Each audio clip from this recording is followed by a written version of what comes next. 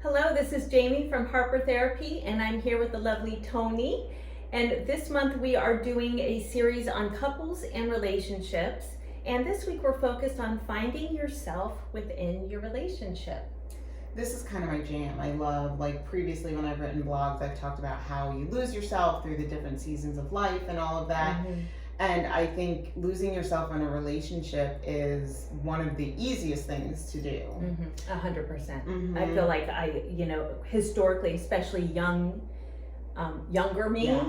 would kind of just meld my life into whatever theirs was. And I think there's parts of that that's very natural, especially with long-term relationships or marriages. That's a natural part. Right. But not having a strong sense of yourself, like I did not as a young lady, it's very easy to lose yourself. And I think because last week we were talking about the family of origin stuff, and I think some of that also comes from if you didn't grow up in a home where you saw a healthy relationship modeled, you don't know what that looks like. So you or at least I guess I should say for me, I didn't necessarily know what a healthy relationship looked like, and so I kind of took whatever I could get.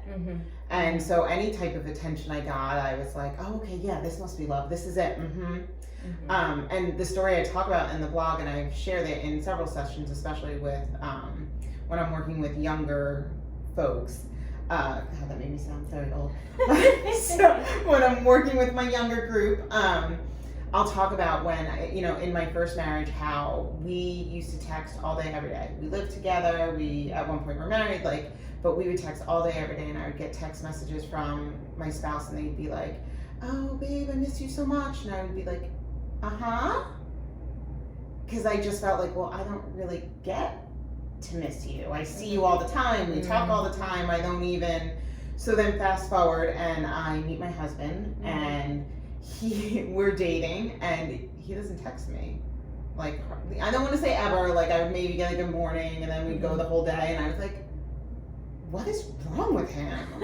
Does he not like me? What, am I not worth it? Like this whole dialogue. And I was, just like, oh, this is never gonna work, never. He doesn't text me enough, blah, blah. And then my best friend and I were talking about it, and she was like, Tone, what if because you would complain when your ex did that and would text you all the time, but now you're complaining because he doesn't, which is it? And I was like, well, and I realized, like, oh, I actually like that we don't text, and then, I get to share my day with my husband when I come home from work, or, whenever we get a chance, whatever it looks like. And so realizing that, oh, okay, that's not me, texting all day, every day. And it was like this huge aha moment, and probably why I'm still with my husband now, because I had that, because otherwise I was like, no, ew, gross, he doesn't text me enough. So it's just really interesting how you can find yourself in those little ways. Yes.